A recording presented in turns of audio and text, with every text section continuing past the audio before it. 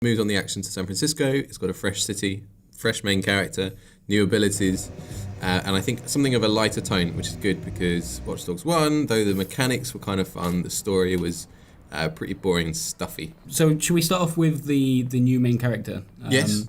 What do you know about him? So his name is Marcus Holloway. He's not actually from San Francisco itself. He's from a city called Oakland, which is across the bay. Actually, to look this up because although in the video that you've just watched, that's available now to see, it mentions this. It doesn't really detail that too much. It mentions that he's kind of anti the law because he's been profiled in a certain way. Okay. And that's obviously referencing the point that he's not white, which is interesting. He's a protagonist which has come from a low economic background and is now in San Francisco and kind of skirting around the law, but feels like he's able to do that because the law basically doesn't respect him. Okay, that sounds interesting. Sounds like Ubisoft has something to say about America there. Hopefully it does say something. But because in the interestingly, stream, as you pointed out in the stream, they kind of skirt around the issue. Yeah, they never talk about race or. Yeah, I would love to see that brought up and addressed in an intelligent way in the game. We just know that he's pissed off and he feels he's been profiled in the past. Yeah. Also, he's a really cool looking dude. Yeah. Yeah. Got shades. He's got a baseball cap. He's got the same little scarf that Aiden had. Aiden Pierce from Watch Dogs 1. And he can do parkour.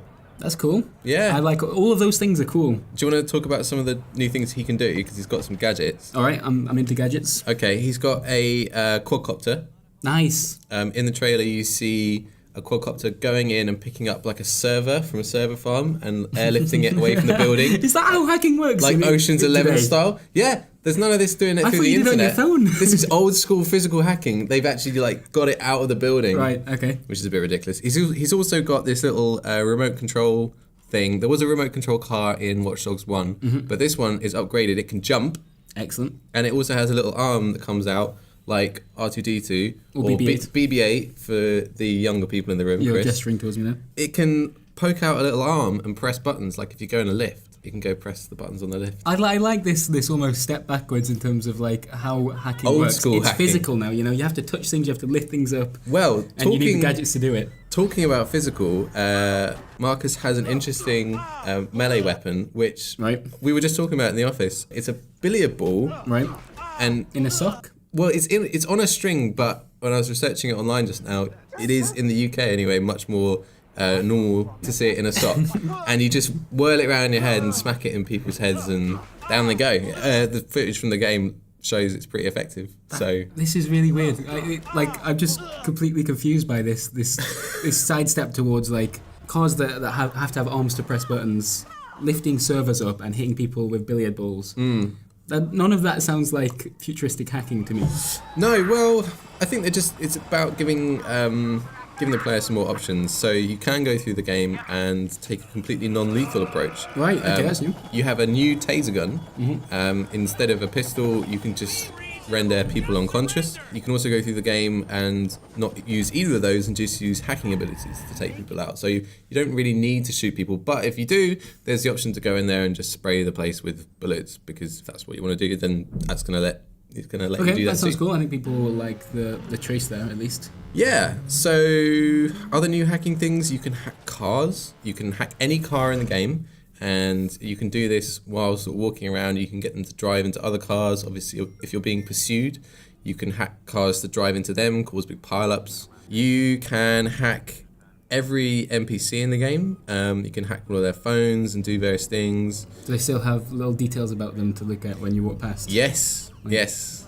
Likes, interesting porn. All of that stuff is back. It's very much the same sort of Watch Dogs world. It's got the same sort of big evil corporations looking into your data. It's got the same sort of underground hackers. But the new same setting group. and new character and some new toys. Yeah. Does it look better than the last game? Did you get from what you've seen? They didn't make a big deal of the graphics, okay. And I think that's probably a conscious thing because of all the hoo-ha that happened last time around. Sure. Yeah. But it looked very nice. The version of the game that is shown in the video is probably the PC version. It looks, some of the water effects especially are brilliant. Yeah, it looks great. Final point, maybe like, well, what's the story looking like? Do you get any impression how it links to the last game? Is Aiden still involved We know pretty much nothing about the story. Okay. And apart from what we know just about the character's background, we know very little about what's going to happen in the game. There are issues such as the availability of weaponry because of 3D printing, gangs, corporations snooping on data, but no real We don't know what the facts. thing is yet. Yeah. The bad thing. I have optimism, though, that it's going to be a little less po-faced, it looks like, than Watch Dogs 1. And then online as well is going to be a big thing. So last time it had a sort of invasion kind of style thing, almost like the Souls games. Yeah. Except the cool thing that it introduced was that when someone invaded your world, it wasn't immediately obvious who they were, and you had to kind of look at the characters around you and how they were moving. Yeah, they didn't talk about any of the modes. That was a really popular one, so I'd imagine they'd bring that back. Yep. I think the online sections of stuff that are going to be revealed as the release date comes a bit closer. It's out in November. But you are going to be able to just walk up to other people around in the world and wave at them and join up into a, I want to say fire team. A co-op kind of thing. Yeah. All right, that's new. Yeah, and there was also some interesting mention of end game content. So exactly what that will entail, All right. who knows? Interesting. Yeah, well, it sounds promising. Like San Francisco, I think, is a good setting for a Watch Dogs game. You know, Yes, it's a big tech hub, isn't it? It's a huge tech hub, and it sounds like they're doing something perhaps a little bit more interesting with the character's background. I guess now we just wait till the Ubisoft press conference for a little bit more on this, do you reckon? Yeah, there'll be more on that, and we'll get hands-on impressions at E3, which is next week. Exciting. All right, cool. Well, we'll see you then. Bye-bye. Thanks for watching.